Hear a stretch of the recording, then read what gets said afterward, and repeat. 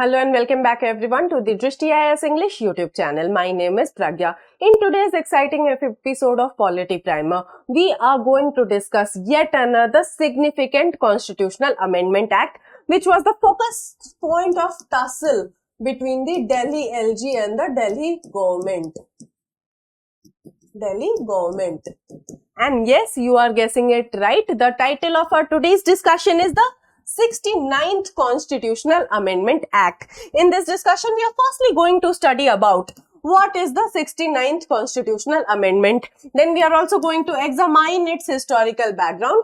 Then we are also going to see the constitutional changes that it brought in our Indian Constitution. And lastly, we are going to discuss some of the important questions which are important from the perspective of your prelims examination. So if I talk about the 69th Constitutional Amendment Act, so this whole Constitutional Amendment Act was in the news throughout the year 2023, and this amendment is also known as the Delhi Reorganization Act.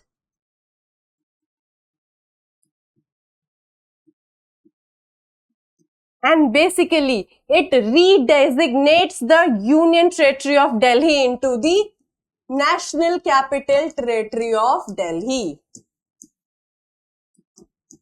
So basically, it gives a special status to the Territory of Delhi, and Delhi is a Union Territory by the virtue of this constitutional amendment. So under Article 368, the Parliament has the power to amend our Indian Constitution, and this Constitutional Amendment Act was brought during the tenure of P.V. Narasimha Rao's government, and it was passed in the year 1991. Moving forward,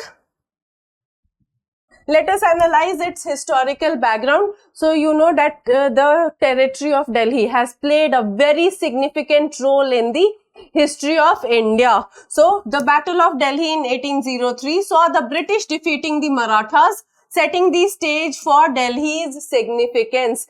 And in 1857, the British captured Delhi during the revolt, solidifying its importance as a central location.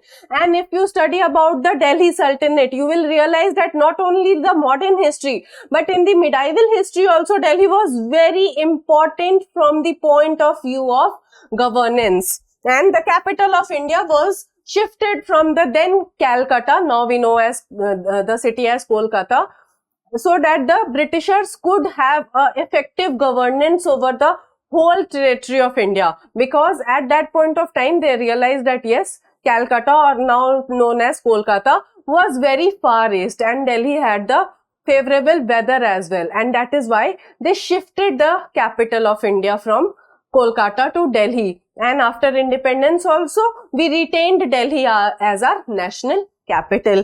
Moving forward, the 7th CAA and the States Reorganization Act of 1956 de-alienated Delhi from the Chief Commissioner's province, and the 69th CAA designated Delhi as the NCT of Delhi, and that is why the government also is known as Government of NCT of Delhi, and Delhi was renamed as New Delhi in the year 1927. Presently, it is recognized as the NCR region of India, or the National Capital Region of India. Moving forward, let us discuss the constitutional changes. So basically, the 69th Constitutional Amendment Act has added 2 new articles in our Indian Constitution, that is Article 239 Clause AA and 239 Clause AB after Article 239 Clause A. And let me know in the comment box below, what does Article 239 Clause A talks about. So, according to Article 239 Clause AA, the Union Territory of Delhi is henceforth to be called as the National Capital Territory of Delhi, or NCT of Delhi, and it will be administered by the administrator known as the Lieutenant Governor of Delhi, or the Delhi LG. There shall be a legislative assembly for the state of NCT of Delhi, the members of which are to be elected directly by the people from territorial constituencies. So what is the special status that has been given to Delhi? That despite being a union territory, it has the LG as well as the elected government. And on this point, the 69th Constitutional Amendment Act is often criticized because this tussle is ongoing between the government and the state government, the central government and the state government. If there are two different ruling powers in the central government and the state of Delhi. So basically it creates a friction between them. Moving forward. Barring a few entries. And what are these few entries? The few entries are public order, land, and police. We have discussed this while we were discussing the issue between the central government and the Delhi government, that on these three subjects, the central government has the exclusive law-making authority. The legislature of Delhi government is not capable of making law on these three subjects.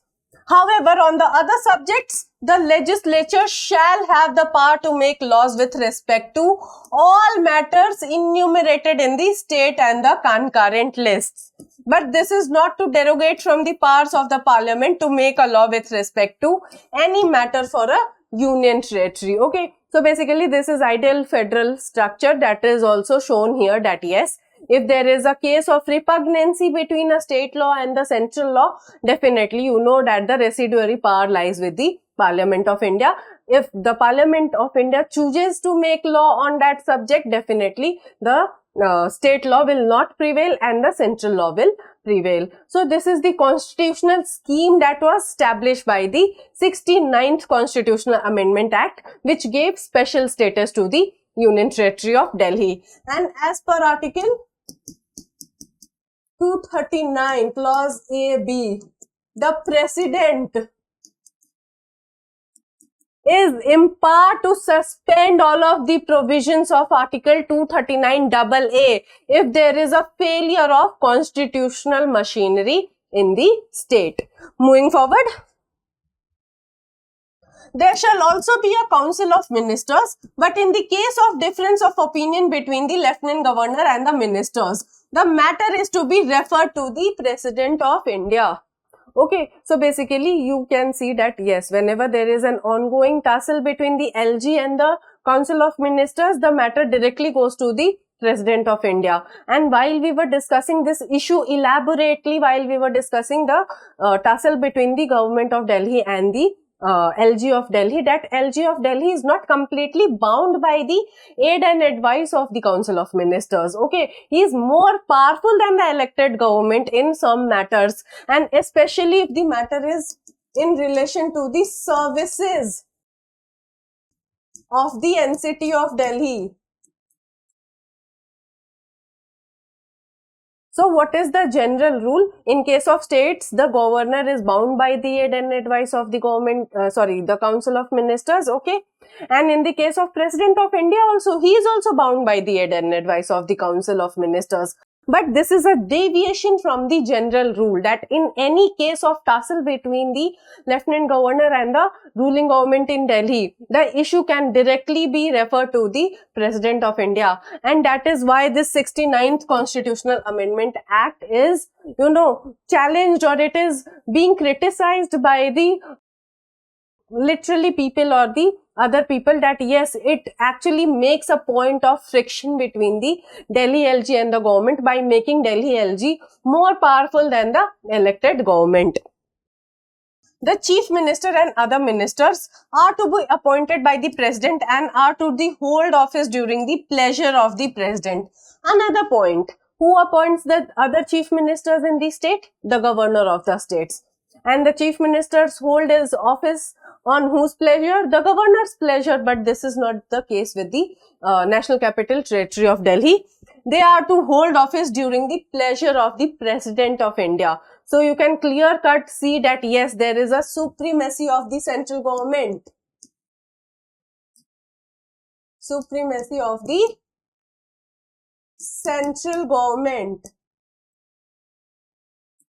And now you realize why Delhi often demands statehood, complete statehood. It says that no, we no longer want to be a union territory. Grant us complete statehood. So all of these issues are contentious issues between the central government and the Delhi government. And we have discussed all of this in detail when we were discussing the disputes between the Delhi LG and the Delhi government. The Council of Ministers is to be collectively responsible to the Delhi State Assembly. With this, we come to a conclusion of our today's discussion. We have seen the 69th Constitutional Amendment Act. We have also seen that how during the historical times, Delhi was very important for the good governance of whole territory of India. We have also analyzed the constitutional changes that have been brought in our Indian Constitution by way of this amendment. Now let us discuss the previous practice question which I asked you in my previous session. So the question was, consider the following statements. Your statement number 1 was, the National Commission for SCs and STs came into being consequent upon the passing of the 65th Constitutional Amendment Act of 1990. And your statement number 2 is, the commission was established under Article 338 of the Constitution, with the objective of monitoring all the safeguards provided for the SCs and STs under the Constitution or other laws. So, which of the statements given above are correct? Your options were, option A was 1 only, option B was 2 only, option C was both 1 and 2, and option D was none of the above. So, a correct answer will be both options are correct. Both 1 and 2 are correct. Moving forward, let us discuss the practice questions from our today's session. So the question is, consider the following statements about the 69th Constitutional Amendment. Your statement number 1 is, the NCT of Delhi came into existence through this amendment. And your statement number 2 is, the appropriate legislature shall be deemed to be a reference to Parliament in case of provisions related to the Election Commission. So, which of the following statements given above are correct? Your options are, option A is 1 only, option B is 2 only, option C is both 1 and 2, and option D is none of the above. So, correct answer will be option C. Both these statements are correct. Moving forward, let us discuss one more question. So, the question is, consider the following statements.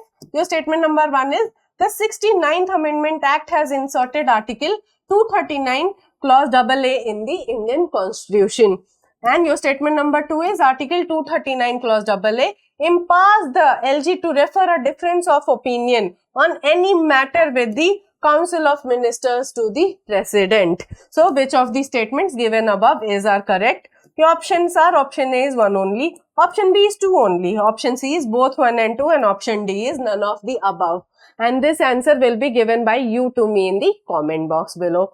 I hope this session was insightful for you. If you have any feedback regarding this session, you can drop it in the comment box below. If you liked today's discussion and found it to be helpful, kindly like the channel and subscribe to it for more such interesting updates. Thank you. For more informative content, like, share and subscribe, and do not forget to press the bell icon to get the notifications.